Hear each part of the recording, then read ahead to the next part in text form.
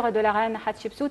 Cette reine qui a suscité ces derniers jours ou ces dernières années une polémique, car on a dit qu'on a trouvé sa tombe près de celle du roi Toutankhamon, et puis on a dit non, il n'y a pas de chambre secrète dans la tombe de Toutankhamon. Alors on va parler plus de cette reine, de son importance dans l'histoire de l'Égypte antique avec notre invité, M. Cherif Aad El Solh, qui est conférencier en égyptologie. Bonjour monsieur.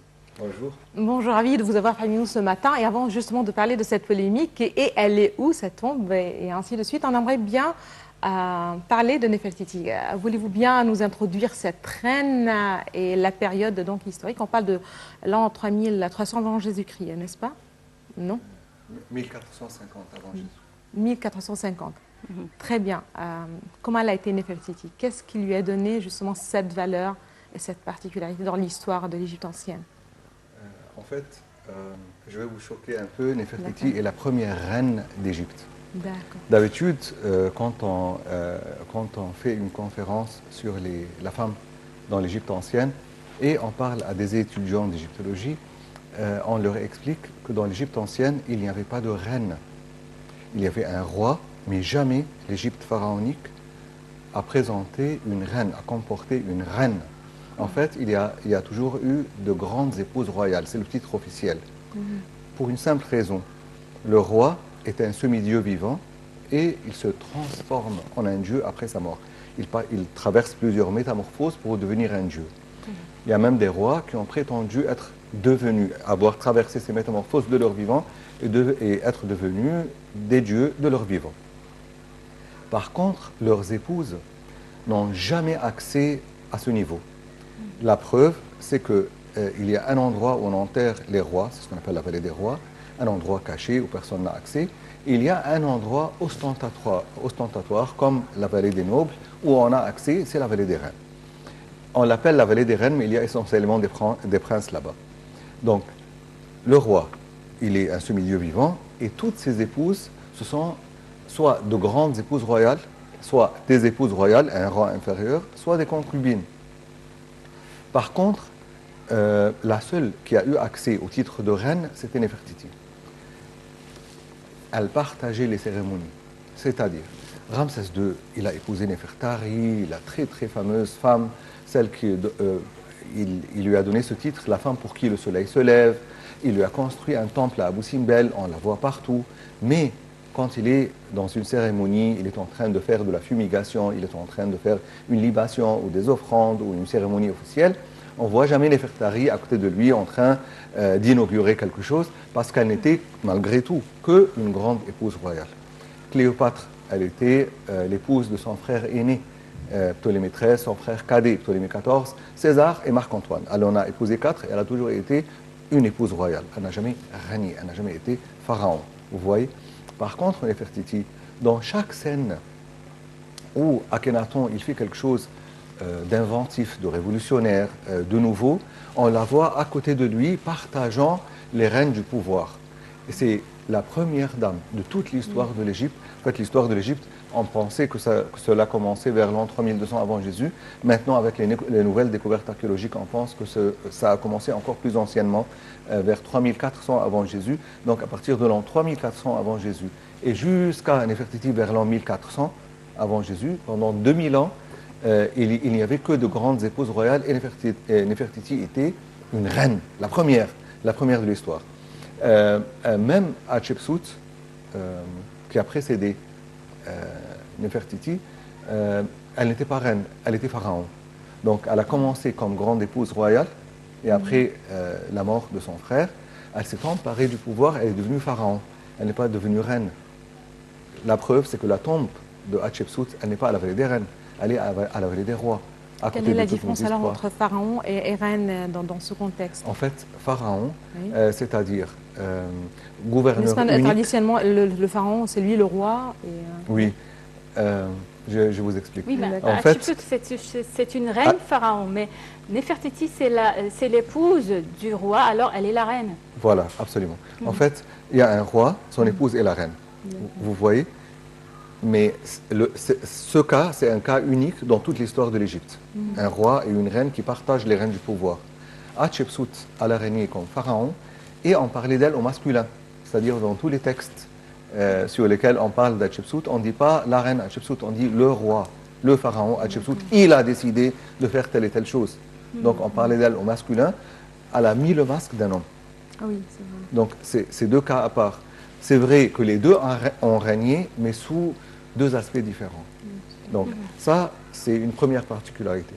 Deuxième particularité, c'est que Néfertiti, elle n'a jamais été semi-sœur, demi-sœur du roi. En fait, les rois dans l'Égypte ancienne, pour devenir légitime, tout le monde en sait, tout le monde a étudié à l'école, qu'un roi légitime, il doit avoir épousé sa sœur. Sa sœur lui donne la légitimité. Mais elle ne règne pas. Par conséquent, quand Ramsès II, par exemple, il a épousé sa demi-sœur, elle lui a donné une fille. La fille qu'il a eue de sa sœur, elle est sa fille et sa nièce. Il a épousé sa fille et nièce, qui lui a donné une fille qu'il a épousée. Donc la troisième fille qu'il a épousée, c'est la fille de sa fille. Donc elle est sa petite fille, mais elle est aussi sa fille parce qu'il l'a eue de sa fille. Vous voyez, donc tout cela, ce n'est pas par plaisir, mais pour donner légitimité et divinité de plus en plus au roi. Néfertiti n'a jamais été la sœur, ni la demi-sœur, ni la cousine, ni une membre de la famille royale d'Akhenaton, c'est un cas unique. Néfertiti, elle fait partie d'une famille d'une grande noblesse, originaire d'une ville maintenant qu'on appelle Sohag. C'était des gens très puissants, extrêmement riches, et qui avaient des liens très importants avec la royauté sans jamais régner. Par conséquent, quand Akhenaton a épousé une telle femme au-devant de toute autre femme, c'était quelque part un choix. Et cela montrait déjà le côté révolutionnaire du roi, comme quoi il n'a pas suivi les règles très classiques, très traditionnelles de l'Égypte ancienne. Est-ce qu'il avait une sœur? En fait, Akhenaton, on lui a jamais trouvé une sœur dans les textes. Mais peut-être qu'il en avait et qu'elle n'est pas mentionnée, et peut-être qu'il n'a jamais eu, mais dans ce cas, il doit épouser une fille de la famille, une cousine lointaine, vous voyez, pour lui donner la légitimité. Mais lui, il a dérogé à cette règle. Je pense aussi que la reine Néfertiti avait cette importance, cette particularité parce que elle a soutenu son mari Akhenaton qui a donc inventé une nouvelle doctrine, une nouvelle religion. C'est un seul Dieu, c'est le Dieu Aton. Alors elle l'a suivi, elle l'a cru et je pense que c'est pour cela qu'elle a cette importance et cette particularité pour le roi et pour l'Égypte. En fait, tout ce que vous avez dit est très précis, très exact. Mais ça va au-delà de ce que vous avez mentionné. En fait, on pense que c'est elle qui l'a aidé, qui l'a poussé à louvoyer, à ne pas montrer clairement ce qu'il croyait en une étape. En fait, Akhenaton, il ne devait pas régner déjà. Il avait un frère aîné. Vous avez posé une question par rapport à la famille. Il avait un frère aîné, grand, beau, musclé, puissant, adoré par toute l'Égypte, et il était prêt à devenir un roi. Le hasard a fait que pendant que son père, Amenophis III, était moribond, son frère aîné qui devait régner est mort dans un entraînement militaire, et l'Égypte s'est trouvée avec Akhenaton sur les bras. Cet enfant rêveur, asocial, qui n'était pas fait pour le pouvoir, et tout le monde s'en foutait un peu parce que de toute façon, il n'était pas destiné à régner. Le roi, il monte sur le trône par pur hasard, il n'est pas prêt, ni l'Égypte est prête, ni lui est prêt. Et il annonce une nouvelle religion. Mais il n'a pas dit « je suis monothéiste », il n'a pas dit « j'adore Aton ». En fait, il a dit que « j'adore le disque solaire ». Il n'a jamais dit le disque solaire tout seul. Il a dit le disque solaire qui ressemble à Horus, qui a un côté de rat, qui n'est pas très loin de Amon, vous voyez, donc il louvoyait un peu. Au bout de 3 ans de règne, pendant lesquels le couple est devenu sûr des assises du pouvoir, il a dit, voilà, je vais vous dire la vérité, en fait, mon Dieu ne s'appelle pas Aton. En fait, Aton, cela veut dire le disque solaire. Ça ne veut pas dire le soleil, non, le disque même, l'être, la créature. Donc, en fait, moi, j'adore pas Aton. Mon Dieu, son vrai nom, c'est Ankhesepaton, c'est-à-dire celui qui se manifeste en le disque solaire. Vous voyez? Donc c'est un Dieu puissant, invisible, mais si vous voulez voir la manifestation de sa force, c'est le disque. Si tu peux regarder le disque, tu as une idée de la puissance de Dieu. Donc il a changé le nom de Dieu à partir de l'an 3. Et puis il a dit, nouvelle surprise, pas seulement c'est celui qui se manifeste en le disque, mais il est l'unique et c'est la seule vérité qui existe. Par conséquent, en fait, dans l'Égypte ancienne, il y avait l'élite égyptienne ancienne était quelque part monothéiste déjà, depuis des milliers d'années. Donc les gens extrêmement cultivés dans l'Égypte ancienne, je ne parle pas des paysans, je parle de l'élite, les initiés. Ils savaient que le divin a plusieurs facettes. Il est puissant comme le taureau, il est viril comme le bélier, il est omniprésent comme le faucon, il est protecteur comme la lionne. Donc toutes les divinités n'étaient que des facettes du divin. Par conséquent, il y avait déjà longtemps avant Akhenaton une sorte de monothéisme au sein de l'élite égyptienne. Donc ce que apporte Akhenaton n'est pas tout à fait nouveau. Il y avait déjà des monothéistes, mais parmi l'élite, vous voyez. Ce que apporte Akhenaton, c'est le refus de l'autre. En fait, j'adore un Dieu qui est unique, qui est maître absolu de l'univers, mais qui n'accepte pas les autres religions, qui n'accepte pas les autres temples. Et c'est là qu'il a décidé de fermer tous les temples d'Égypte. Fermer les temples d'Égypte, ce n'est pas fermer une église, ce n'est pas fermer une mosquée. Quand tu fermes les temples d'Égypte, tu fermes tous les centres d'administration de tout un pays. Karnak n'était pas un temple. Il était surtout un lieu où il y avait le ministère de la Justice, le ministère de la Santé, le ministère de l'Enseignement, le ministère des Finances, les impôts, le fisc, tout était à Karnak. Et chaque temple, en fait, Karnak était propriétaire de 60% des terres arables, des terres cultivables dans l'Empire. Karnak était propriétaire de 60% des terres cultivables de l'ensemble de l'Empire, à l'époque où l'Empire égyptien représentait un tiers du monde connu. C'est pour vous donner une idée de la richesse et de la puissance de Karnak. Karnak était si puissant qu'il sortait hors du pouvoir royal, c'est-à-dire le roi. Vous voyez, quand je suis à l'ambassade d'Égypte à Paris, par exemple, le président de France, il ne peut rien faire contre moi, je suis sur une terre égyptienne là-bas. C'est exactement le même cas. Quand tu es à Karnak, tu es hors du pouvoir royal, tellement Karnak était puissant. Tous les autres temples en Égypte faisaient la même chose, mais sur une petite échelle, dans leur petite province. Donc, quand Akhenaton décide de fermer les temples d'Égypte, il décide la ruine de l'ensemble administratif de l'Égypte antique. Progressivement, l'Égypte a commencé à se morceler. Est-ce que cela est la raison du fait qu'ils se sont brouillés à la fin de leur vie? Parce que vous savez, ils ont commencé comme le couple royal qui apparaît sur les scènes. Et on voit Nefertiti à côté d'Akhenaton en train d'inaugurer un temple ou en train d'inaugurer une œuvre, etc.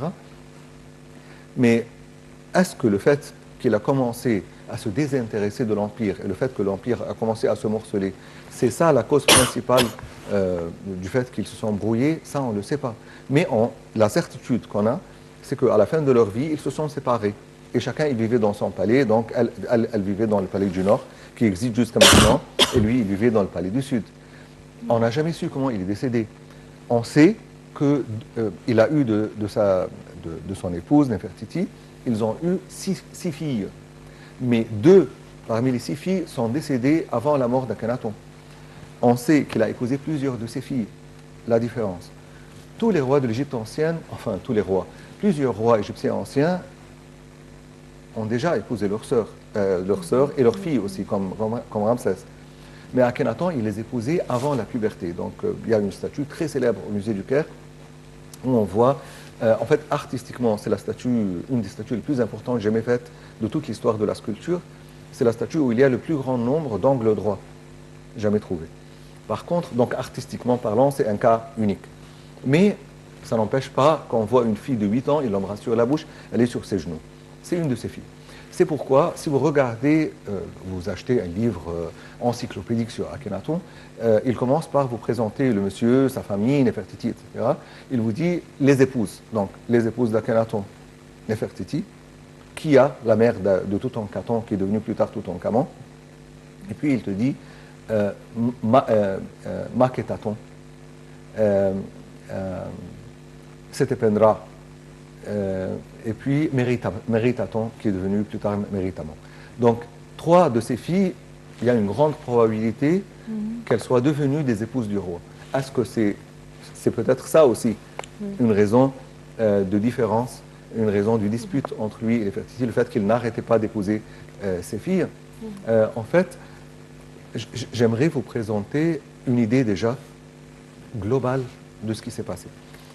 Donc, il a annoncé qu'il refuse les autres religions, il ferme tous les temples, il ruine l'État, l'organisation administrative de l'Égypte, mais surtout, ça c'était la grande nouvelle. J'annonce à toute l'Égypte, je vais quitter la capitale, je vais changer la capitale. Et là, quand on parle de Thèbes, changer Thèbes ou Luxor comme capitale, c'est une des décisions les plus importantes jamais prises de toute l'histoire pharaonique. Thèbes a été décrite par Homérios, le grand historien grec qui a visité l'Égypte. Il a dit il n'y a que le nombre des graines de sable du désert qui peut dépasser le nombre des richesses accumulées dans la ville de Thèbes. Il n'y a que le nombre, qui peut dénombrer les grains de sable dans le désert? Il n'y a que le nombre des grains de sable du désert qui peut dépasser le nombre des richesses accumulées dans la ville de Thèbes, Thèbes aux 100 portes. Donc, quitter Thèbes avec l'élite égyptienne et aller dans le désert parce qu'il a voulu adorer son Dieu dans un lieu où il n'y a jamais eu Dieu ni déesse, prince ni princesse, disait-il. J'aimerais adorer mon Dieu dans une terre vierge où il n'y a jamais eu Dieu, déesse, prince ni princesse. Et il est allé, effectivement, il a quitté Luxor, il est allé 400 km au nord dans le désert, et il a choisi un endroit extrêmement étrange. Vu de haut, mais il faut monter très très haut, on voit 2 cirques montagneux de part et d'autre du fleuve. Vous avez un cirque montagneux, c'est comme un demi-cercle dans la roche, mais gigantesque, mais sur des kilomètres et des kilomètres. Et sur la rive est, la même chose. Et au milieu, il y a une terre fertile, cultivable. Et il a envoyé les illuminés, les gens qui ont cru en lui, les monothéistes qui refusent les autres religions. C'est ça la grande différence. Oui. Et ils ont sculpté sur la roche 8 stèles, 4 à l'est et 4 à l'ouest. L'horizon d'Aton, l'horizon, c'est Achet, Achetaton, Achetaton. Donc l'horizon d'Aton, l'horizon d'Aton, l'horizon d'Aton, comme quoi cet immense espace, c'est l'horizon ou l'espace des hommes purs. Une nouvelle découverte seulement cette année, qui a été faite par des archéologues du l'IFAO, l'Institut français d'archéologie orientale. Ils ont trouvé un cimetière, c'est horrible. Ils ont trouvé un cimetière où il y a des milliers de squelettes d'adolescents. Donc des jeunes hommes entre 9-10 ans. 9-10 ans, c'est sa taille. Et ça va jusqu'à 17 ans.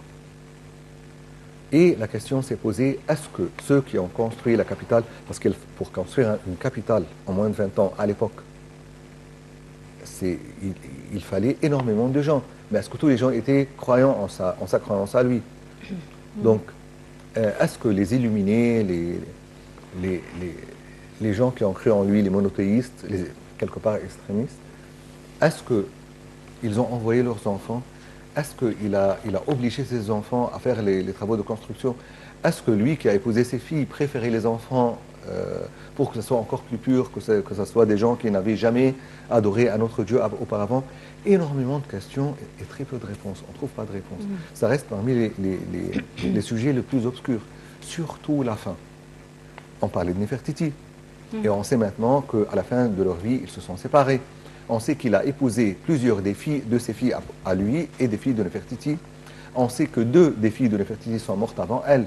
On sait qu'un des plus grands drames de Nefertiti avant sa mort, c'est qu'elle n'a jamais donné à son épout un fils qui lui succède sur le trône. Que des filles, 6 filles. Mais justement, c'est cette séparation qui nous mène à penser que c'est pour cela, c'est à cause de cette séparation qu'on n'a pas trouvé une tombe pour Nefertiti. Malgré qu'elle est une grande reine, mais on n'a pas trouvé jusqu'à présent la tombe de Nefertiti. Là, vous soulevez un sujet très important. Parce que Néfertiti, quand elle est décédée, elle n'est pas décédée comme reine. C'est ça le sujet que vous avez abordé. Elle est décédée comme pharaon, comme Hatshepsut. Parce que après Akhenaton, Toutankhamon n'est pas le successeur immédiat du roi. Il y eut un, voire deux souverains entre les deux. Il y a un roi étrange dont personne n'a jamais entendu parler. Son nom ne figure nulle part que comme roi. Il s'appelle Semenkhkara. Donc on a trouvé des cartouches d'un certain Akhenaton, l'horizon d'Aton, d'un certain Semenkhkara qui a régné après Akhenaton. Est-ce que c'est Néfertiti qui a régné sous le nom de Semenkhkara, comme Hatshepsut est devenue Menmatra? Vous voyez, c'est possible. Donc une ça hypothèse, peut être, voilà. c'est une hypothèse. Que ça peut être un autre fils méconnu d'Akhenaton qui est monté sur le trône avant Toutankhamon. Ça peut être une de ses filles qui a régné surtout méritamment, qui était sa fille et épouse. Oui. Donc, reine aussi. Donc, ça peut être Méritaton, qui est monté sur le trône comme sous le nom de Semenkhkara. Ça peut être Néfertiti et ça peut être un autre fils du roi méconnu. Il n'a rien laissé, ce roi. C'est-à-dire, normalement, comment on connaît l'histoire, c'est à travers ce qu'ils ont laissé. C'est ces pharaons. Celui-ci n'a rien laissé. N'a pas laissé de monument, mais il a laissé très peu de traces dans les tombes des rares fidèles au roi qui sont restés fidèles jusqu'au bout. Parce que, vous savez, quand on fait visiter les tombes, il y a là-bas, il y a une vallée des nobles, il y a une vallée des rois, différente de la vallée des rois de Thèbes, de Luxor. Oui, et justement, là excusez-moi, à 400 km loin de Thèbes, c'était dans quelle direction? C'est où aujourd'hui? Comment la... Au nord de Thèbes. C'est exactement à mi-chemin entre le Caire et Luxor. Et jusqu'à maintenant, les traces existent. On fait visiter là-bas la vallée des nobles d'Akhenaton, la vallée des rois de cette ville. Donc il n'y a pas qu'une vallée des rois, il y en a plusieurs. Mais parmi les tombes des rares fidèles au roi, il y a la tombe du chef des écuries royales qui s'appelle AY. Étrangement, le successeur de Toutankhamon, qui est le tout petit-fils d'Akhenaton, son successeur s'appelle Ay. Et on pense que c'est la même personne. Donc c'est quelqu'un qui a changé de manteau, qui a changé de religion quand il a vu que ça ne marche plus bien entre Akhenaton, Néfertiti, ça commence à chuter, le roi est sur le point de mourir. Donc cette période obscure, il a changé sa religion, il est retourné à Thèbes, il est redevenu un ammonien, un des adorateurs d'Amon, et il est monté dans les grades, il est même devenu grand prophète d'Amon, et il a même épousé la veuve de Toutankhamon, et il a régné comme roi après avoir épousé la veuve de Toutankhamon. Quel est le lien avec Néfertiti? En fait, Néfertiti, puisqu'elle est décédée comme un souverain, quel que soit son nom, est-ce que c'était une reine sous le nom de Néfertiti, est-ce qu'elle était un pharaon sous le nom de Semenkhkara ou sous un troisième nom, tellement il y a peu de témoignages qui restent de cette époque. Étant donné son état de souverain, qui a les prérogatives du pouvoir, ce qui est unique, en fait, en parallèle avec Hatshepsut, on peut la comparer avec Hatshepsut. Par conséquent, ayant les prérogatives du règne, elle a dû préparer une tombe royale, quelque part. Pourquoi est-ce que je suis pour la théorie qui dit que la tombe de Néfertiti existe, et très probablement dans la tombe de Toutankhamon, même si les rayons X, même si les sondages au rayon X n'ont pas donné de résultats.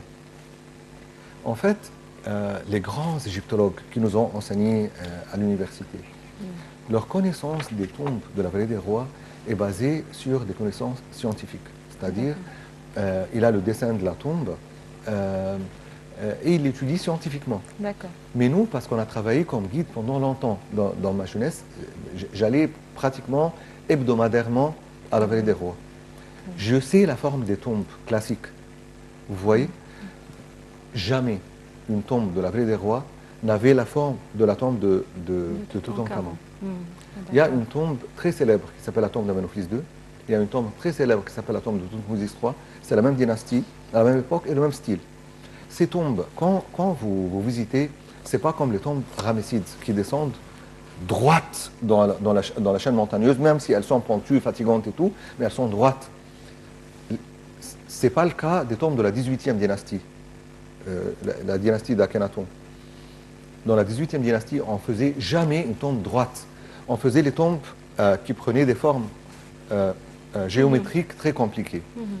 Et à chaque étape dans l'intérieur de la roche, quand vous descendez, vous avez une tombe inachevée. Et on dirait que ça se termine là. Et si vous regardez bien, il y a un tout petit trou, une anfractuosité dans la chaîne montagneuse. Vous poursuivez ce trou, ça donne sur un tunnel qui donne plus tard sur une tombe. Vous voyez? Or, ils sont maintenant en train de chercher des chambres derrière la tombe d'Akhenaton. Il ne faut pas chercher de chambre. Il faut chercher un tout petit trou qui donnerait sur un tuyau, sur un tunnel, qui donnerait sur la vraie tombe. Il ne faut pas chercher des chambres. Vous voyez? Très bien, voilà, c'est dommage vraiment qu'on doit justement mettre fin à cette émission puisque c'est un peu plus aussi que 11h30. Donc, c'était un grand plaisir en fait de vous avoir parmi nous ce matin. Voilà, ce sont une trentaine de minutes très enrichissantes. Merci beaucoup de toutes ces informations. On aimerait bien en fait continuer à savoir plus. Merci beaucoup à vous, Monsieur Cherif Adel Saleh. Je rappelle que vous êtes organisateur de voyage, vous êtes conférencier aussi d'égyptologie ou en égyptologie. Merci beaucoup encore une fois à vous, à toi Elhem. Merci beaucoup, Monsieur Cherif Adel Saleh, et merci pour avoir suivi cette émission. Pour tous les amateurs de l'égyptologie, vous pouvez donc suivre voir cette émission sur YouTube. Merci pour votre attention et demain une autre émission de Bonjour l'Égypte. Donc, passez une excellente journée.